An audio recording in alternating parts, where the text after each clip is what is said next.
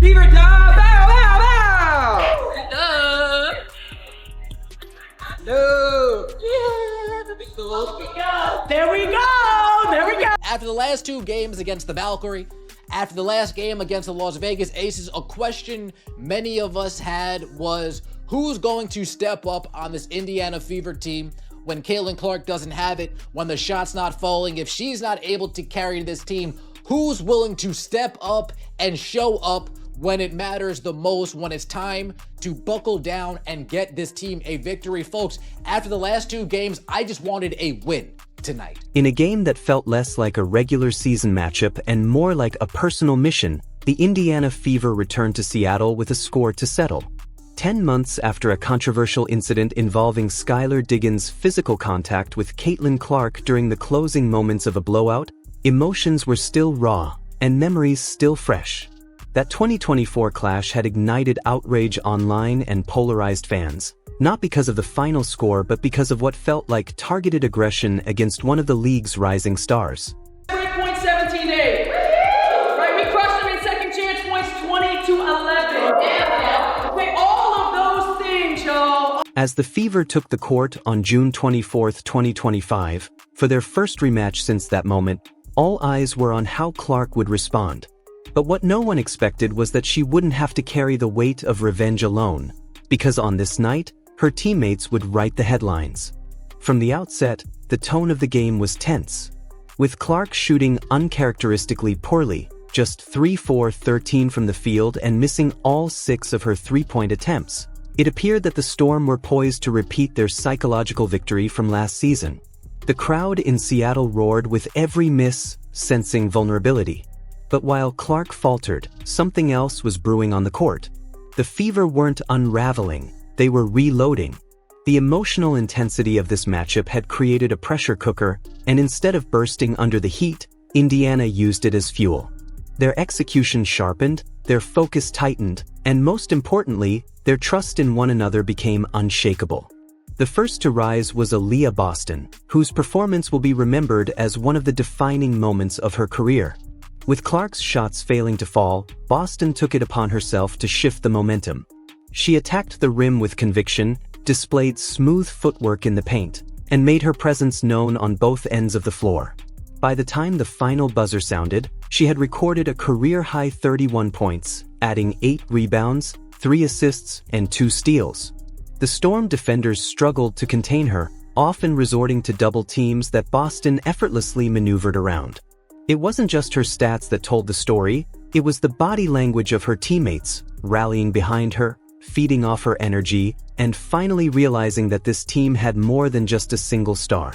Matching Boston's physical dominance was Lexi Hull's sheer hustle.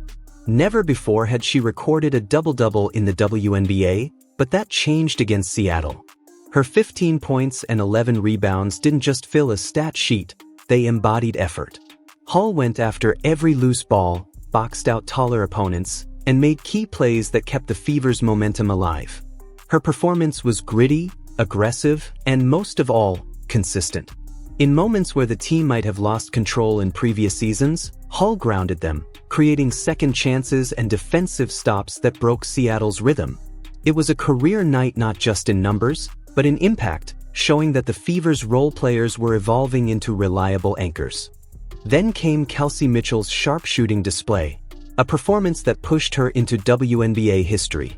With 26 points, including 5 made three-pointers, Mitchell didn't just score, she ignited. Her 14th career game with at least 25 points and 5 threes moved her into 5th place all-time for such performances, a milestone that wasn't just a personal triumph but a signal to the league. While the Storm had focused their defensive efforts on slowing Clark, they failed to anticipate Mitchell's barrage. Her confidence grew with every possession, and as the game wore on, her presence became impossible to ignore.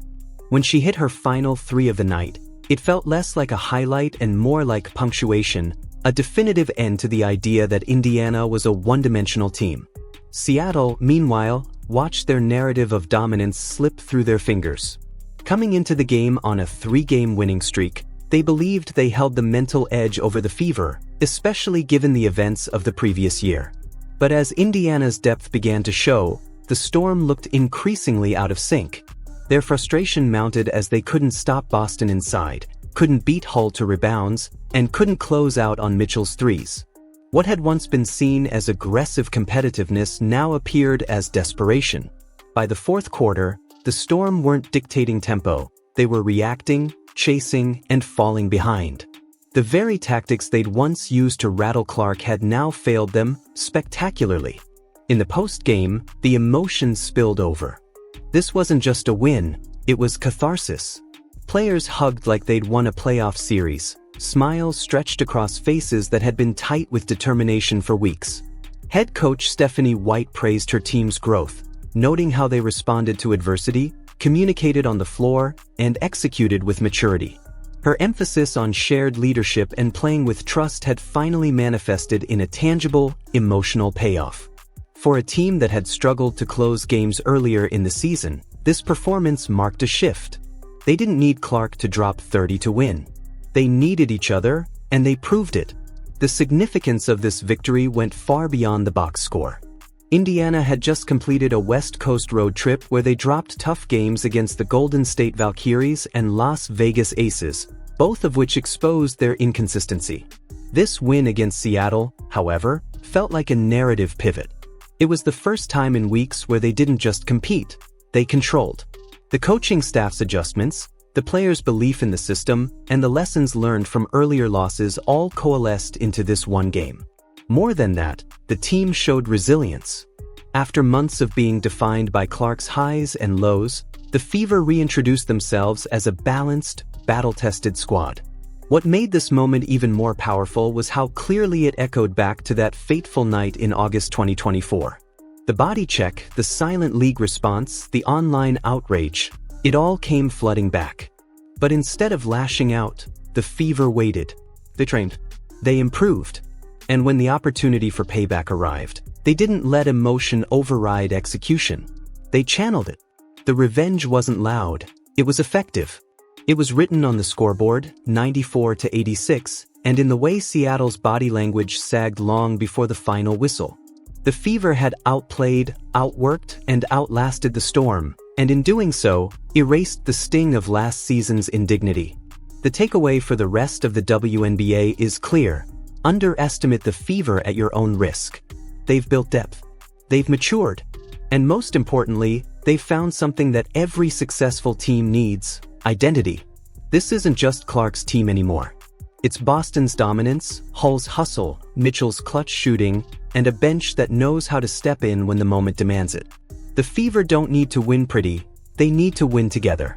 And that's exactly what they've started doing. As they move forward, Indiana carries more than just momentum, they carry proof.